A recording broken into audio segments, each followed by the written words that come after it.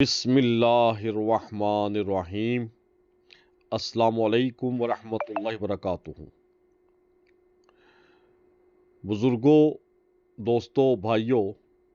اللہ اور اس کے محبوب رسول صلی اللہ علیہ وسلم کے شہدائیوں،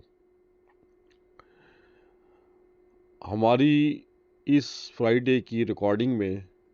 ایک ٹیکنیکل ایشو آ گیا تھا، جس کی وجہ سے ہم اس کو ریکارڈ نہیں کر پائے،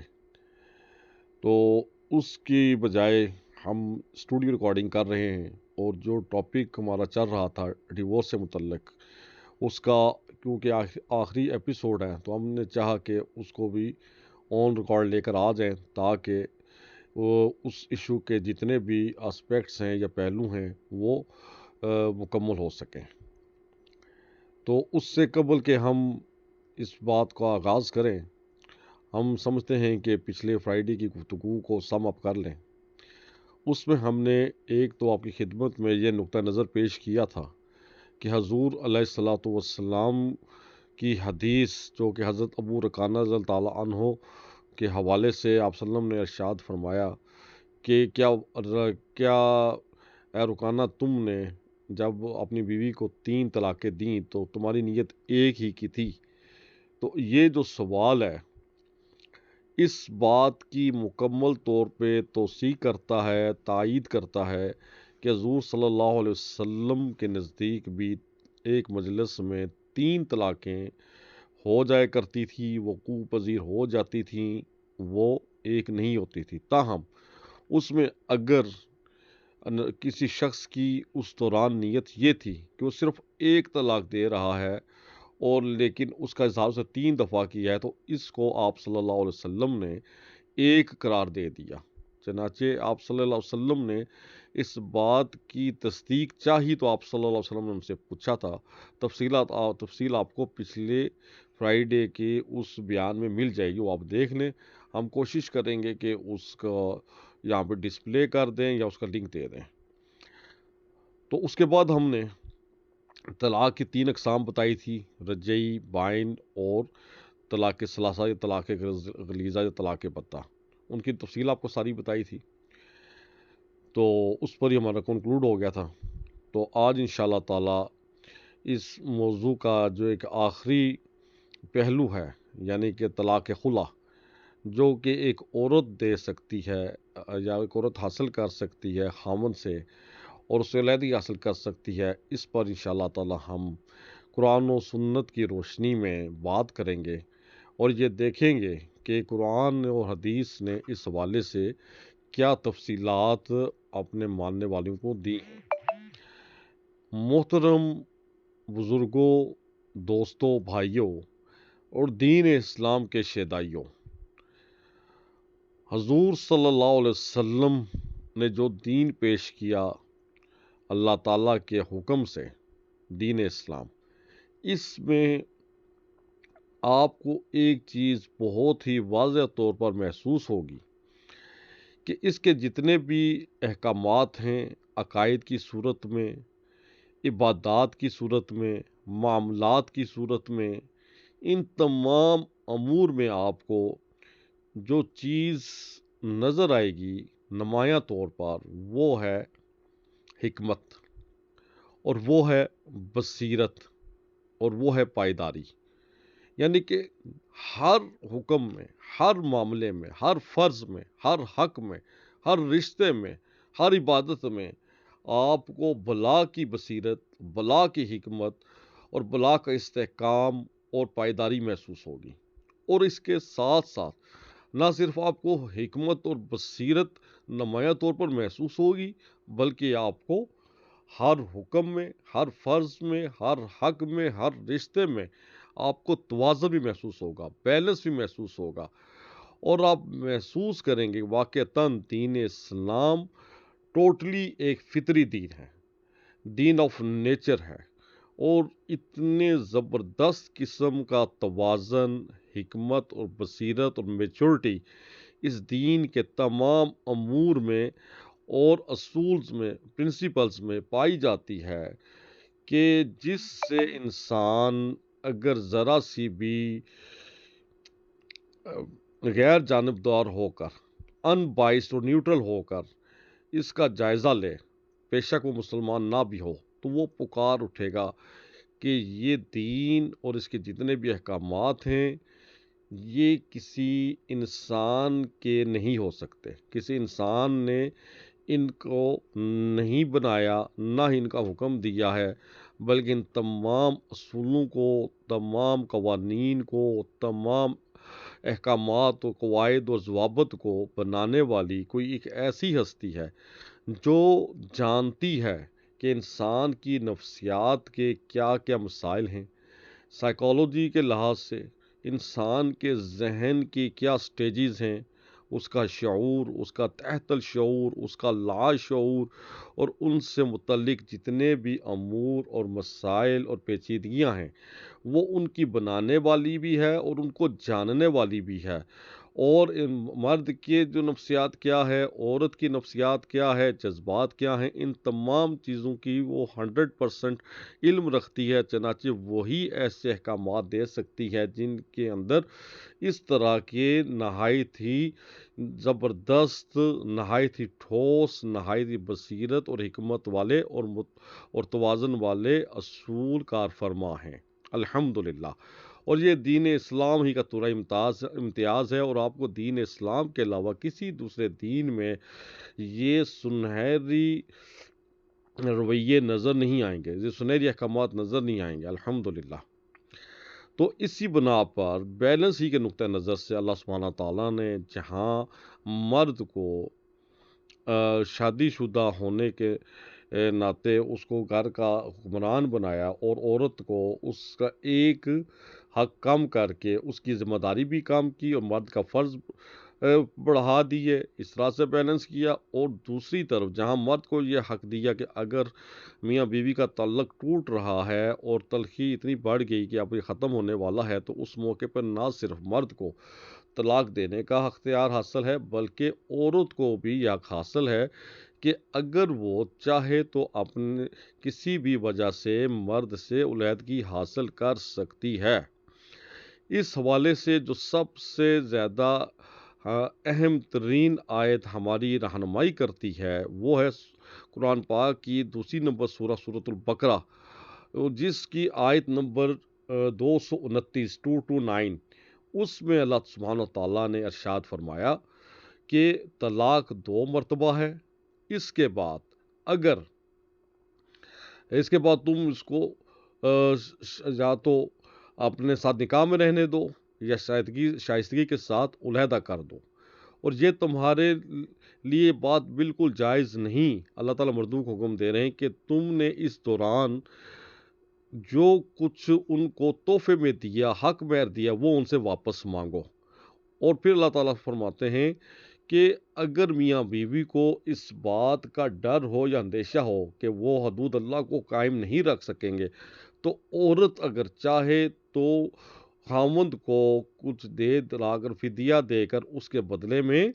वो उससे रहाई हासिल कर सकती है, उससे उलहदा हो सकती है। फिर अल्लाह ताला ने आखिर में इस आयत में फरमाया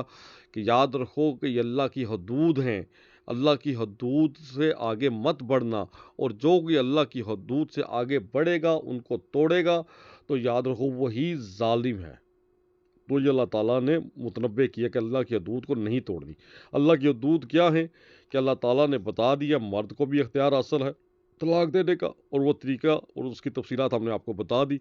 और औरत को भी अल्लाह ताला ने यह हक दिया है कि वो जब चाहे मर्द से उलहदगी हासिल कर सकती है, उससे खुला ले सकती है। इसको शरीयत में खुला कहा जाता है। अब इसमें देखें कि खुला लेने के लिए क्या वजह हो सकती है। वजह ना भी हो तब भी औरत को यह हक हासिल है,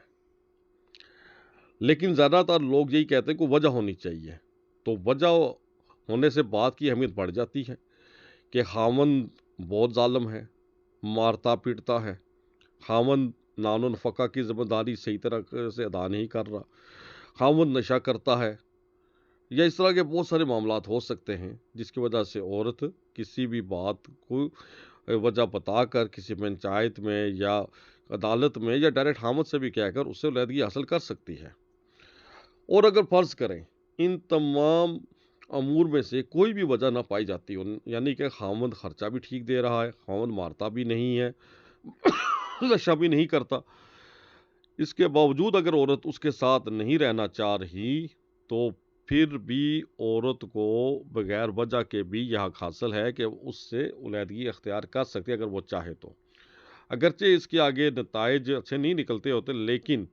ایسا کرنا عورت کو اللہ تعالیٰ نے حق دیا ہے، اس کا یہ اختیار ہے، اور اسی سے بیلنس پیدا ہوتا ہے۔ اس میں مزید ہماری رہنمائی کرتی ہے بخاری شریف کی ایک حدیث، جس میں ہمیں یہ پتہ چلتا ہے کہ آپ صلی اللہ علیہ وسلم کے دور میں بھی ایسا واقعہ ہوا، اور آپ صلی اللہ علیہ وسلم نے واضح طور پر یہ اس بات کو کلیئر کیا کہ یہ عورت کا حق ہے، جیسا کہ بخاری شریف کی حدیث ہے کہ آپ صلی اللہ علیہ وسلم کے دور میں ایک جوڑا تھا صحابہ کا اور صحابی کا، لیکن وہ دونوں غلام تھے، یعنی کہ صحابی بھی غلام تھے اور ان کی اہلیہ بھی لونڈی تھیں۔ ایسا ہوتا ہے کہ جو لونڈی ہوتی ہیں ان کا مالک ان کو آزاد کر دیتا ہے، جب وہ آزادی پاتی ہیں تو وہ چاہتی ہیں کہ میں اپنے خامد سے علیحدگی اختیار کر لوں، کیونکہ وہ تو غلام ہے، اس کو تو آزادی ملی نہیں، تو خامد سے مطالبہ کرتی ہے بھائی تم مجھے آزاد کر دو۔ خامد ان سے بہت محبت کرتا ہے، وہ کہتا ہے نہیں میں ایسا نہیں کروں گا، اور اس کو اپنی بیوی کا یہ مطالبہ اتنا غمگین کرتا ہے، اتنا پریشان کرتا ہے کہ جب بھی وہ راستے سے چلتا تھا تو راستے میں ہی اس بات کو یاد کر کے رونا شروع کر دیتا تھا، اور اتنا روتا تھا کہ اس کی داڑھی آنسوں سے تر ہو جاتی تھی۔ آپ صلی اللہ علیہ وسلم کی اس کی آہو بکار سنی اور اس کی پریشانی کا جب پتہ چلا تو آپ صلی اللہ علیہ وسلم نے اس کو بلایا اور اس کی بیوی کو بلایا۔ اس کی بیوی نے کہا کہ یا رسول اللہ صلی اللہ علیہ وسلم، میں اب ان کے ساتھ نہیں رہنا چاہتی ہوں، یہ غلام ہیں، میں آزاد ہو چکی ہوں، تو لہٰذا میرا آپ ان کے ساتھ خلاصی کروا دیں۔ آپ صلی اللہ علیہ وسلم نے ان سے کہا کہ دیکھو بھائی تمہارا خاوند تم سے بہت محبت کرتا ہے، تمہارا بہت احساس رکھتا ہے، اور تمہاری اس بات سے وہ بہت زیادہ غمگین ہے، وہ پریشان ہے، یہاں تک کہ اپنے جذبات کو راستے پہ چلتے ہوئے بھی کنٹرول نہیں کر پا رہا، راستے میں ہی اونچی اونچی آواز میں رونا شروع کر دیتا ہے، لہٰذا تم بھی تھوڑا اس پر ترس کھا لو، صبر کر لو، گزارا کر لو اس کے ساتھ، کوئی بات نہیں، اللہ تعالیٰ آئندہ تمہارے لیے اس کے لیے بہتر جو ہے اس کے نتائج تمہیں دکھائے گا۔ تو صحابیہ نے کہا یا رسول اللہ صلی اللہ علیہ وآلہ وسلم، کیا آپ ان کے ساتھ رہنے کا مجھے اب حکم دے رہے ہیں یا مجھے مشورہ دے رہے ہیں؟ جب صحابیہ نے یہ بات کہی تو آپ صلی اللہ علیہ وسلم نے ان کو یہ جواب دیا کہ دیکھو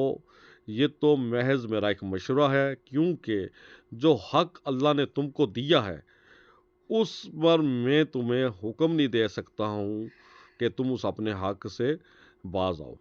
ٹھیک ہے نا، یہ اللہ نے تمہیں دیا ہے، لہٰذا یہ تمہاری مرضی، چاہو تو میرا مشورہ مانو یا نہ مانو۔ تو اس پر صحابیہ نے کہا یا رسول اللہ صلی اللہ علیہ وسلم، میں اپنے خاوند کے ساتھ نہیں رہنا چاہتی، میں آپ سے معذرت چاہتی ہوں۔ چنانچہ آپ صلی اللہ علیہ وسلم نے ان کو خلا دلوا دی اور وہ اپنے خاوند سے علیحدہ ہو گئی۔ تو آپ دیکھیں کہ حضور صلی اللہ علیہ وسلم کے دور میں بھی ہمیں واضح طور پر یہ مثال ملتی ہے کہ اگر کوئی عورت اپنے خاوند کے ساتھ نہیں رہنا چاہتی تو خلا لے سکتی ہے۔ اور پھر اس میں بڑی دلچسپ بات یہ بھی ہے کہ مرد تو جب بھی طلاق دے گا تو پہلے ایک طلاق دے گا، پھر 3 ماہ کا ٹائم ہوگا، 3 ماہ کے دوران رجوع کیا جا سکتا ہے، اور اس کے بعد جو دوسری طلاق ہوگی 3 ماہ کے بعد وہ طلاق بائن ہوگی، جس میں میاں بیوی کا رشتہ ختم ہو جاتا ہے، اگر رشتہ کرنا دوبارہ جوڑنا چاہیں تو انہیں نکاح کرنا پڑتا ہے۔ لیکن جو عورت خلا لیتی ہے وہ ڈائریکٹ اس کی حیثیت طلاق بائن کی سی ہوتی ہے، اسی وقت رشتہ نکاح ہوتا ہے وہ ختم ہو جاتا ہے، اور عورت خامد سے علیحدہ آزاد ہو جاتی ہے، اور اس کی عدت بھی 1 ماہ ہے۔ طلاق والی عورت کی عدت 3 ماہ ہے، جبکہ خلا یافتہ عورت کی عدت 1 ماہ ہے۔ 1 ماہ کے بعد اگر وہ چاہے تو پہلے خامد کے ساتھ بھی نکاح کر سکتی ہے، یا چاہے تو کسی اور مرد کے ساتھ نکاح کرے، یا چاہے نہ بھی کرے، یہ اس پر ڈیپینڈ کرتا ہے وہ کیا کرنا چاہتی ہے۔ تو اس تمام امور سے اس قرآن پاک کی آیت نمبر 229 سورہ بقرہ کی اور بخاری شریف کی اس حدیث سے ہم پر یہ اچھی طرح سے واضح ہو جاتا ہے کہ یہ عورت کو اللہ تعالیٰ نے حق دیا ہے، اور یہ عورت کا اختیار ہے، وہ جب چاہے اس کو استعمال کر لے، تاہم آپ صلی اللہ علیہ وسلم نے ایک ارشاد یہ ضرور فرمایا ہے کہ جو عورت بلا وجہ اپنے خاوند سے علیحدگی اختیار کرتی ہے تو قیامت کے دن وہ جنت کی خوشبو تک نہیں سونگھ سکے گی۔ اتنا اس پر آگے چل کے اللہ تعالیٰ کی طرف سے گرفت بھی ہے کہ اگر بلا وجہ کرے، زیادہ تر عورتوں کے پاس تو وجوہات ہی ہوتی ہیں کہ بلا وجہ تو کون چاہے گی کہ میں اپنا گھر توڑوں، کوئی نہ کوئی وجہ ہوتی ہے، لیکن اگر کوئی میں سمجھتا ہوں کہ شاید بدبختی ہوگی جو کہ بغیر کسی عذر کے، بغیر کسی معقول وجہ کے علیحدہ ہونا چاہتی ہے، تو پھر آگے چل کے اس کو یہ خمیازہ بھگتنا بھی پڑ سکتا ہے، لیکن دنیا میں اس کو یہ اختیار حاصل ہے۔ اب اس کے بعد اب ہم مزید کیا کہہ سکتے ہیں کہ کچھ ہمارے احباب ہیں غالباً احناف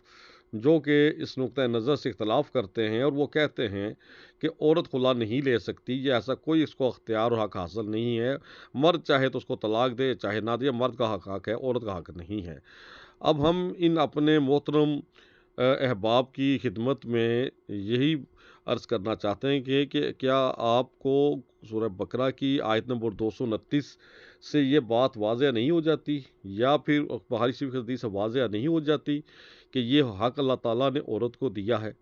جب آپ حدیث ہی کو خالی دیکھ لیں تو اس میں جب صحابیہ نے مطالبہ کیا رسول اللہ صلی اللہ علیہ وسلم کے ساتھ نہیں رہنا چاہتی ہوں، تو آپ صلی اللہ علیہ وسلم نے یہ تو نہیں کہا کہ بھائی تمہیں تو اس بات کا حق حاصل نہیں، تمہیں یہ تو اختیار حاصل نہیں کہ تم اس قسم کا مطالبہ کرو۔ دین اسلام میں ہماری شریعت میں اس بات کی اجازت نہیں ہے کہ عورت یہ مانگے۔ اس کے برعکس آپ صلی اللہ علیہ وسلم نے صاف فرمایا کہ اللہ نے تمہیں یہ حق دیا ہے، تم چاہو تو اس کے ساتھ رہو، چاہو تو علیحدہ ہو جاؤ، اس حق میں بھی مداخلت نہیں کر سکتا ہوں۔ تو چنانچہ اس حدیث سے واضح طور پر محسوس ہو جاتا ہے کہ یہ عورت کا حق ہے اور جو جب چاہے اپنے خاوند سے علیحدہ ہو سکتی ہے۔ بہرحال آخر میں ہم آپ کی خدمت میں یہی عرض کریں گے کہ طلاق کا معاملہ ہو یا خلا کا معاملہ ہو، بہرحال یہ تمام اعمال ایسے اعمال ہیں جو اگرچہ جائز ہیں، حلال ہیں، لیکن اللہ سبحانہ تعالیٰ کو نہایت ہی ناپسند ہیں اور شیطان کے نہایت ہی فیورٹ ہیں، کیونکہ شیطان میاں بیوی کی جدائی پر خوش ہو جاتا ہے۔ سب سے زیادہ اس کو جس گناہ پر خوشی ہوتی ہے، جس کام پہ خوشی محسوس ہوتی ہے، وہ میاں بیوی کی جدائی ہوتی ہے۔ تو جو سچے مومنین ہوں گے، جو آخرت کے میں اپنی خیر خواہی چاہتے ہوں گے، آخرت میں کامیابی چاہتے ہوں گے، تو وہ اللہ تعالیٰ کی اس پسند کو دیکھیں گے کہ اللہ تعالیٰ کو یہ عمل ناپسند ہے، تو وہ بھی اس سے اعراض برتیں گے، اس سے دور رہنے کی کوشش کریں گے، اور شیطان کو ہرگز خوش نہیں کریں گے بلکہ رحمان کو خوش کریں گے، جو اصل میں ہمارا خالق بھی ہے اور مالک بھی ہے، اور اسی کا حق پہنچائے ہم اس کو خوش کریں، نہ کہ اپنے نفس کو یا شیطان کو۔ تو اللہ تعالیٰ ہم سب کو مرتے دم تک سچے دل کے ساتھ قرآن و سنت پر عمل کرنے کی توفیق عطا فرمائے، اور جتنے بھی اب تک مسلمانوں کے ہاں جوڑے قائم ہیں بنے ہوئے، اللہ تعالیٰ ان کو تا دم مر قائم دائم رکھے اور ہر قسم کی پریشانیوں سے، تلخیوں سے محفوظ رکھے، آمین۔ وآخر دعوانا ان الحمد للہ رب العالمین، والسلام علیکم ورحمۃ اللہ وبرکاتہ۔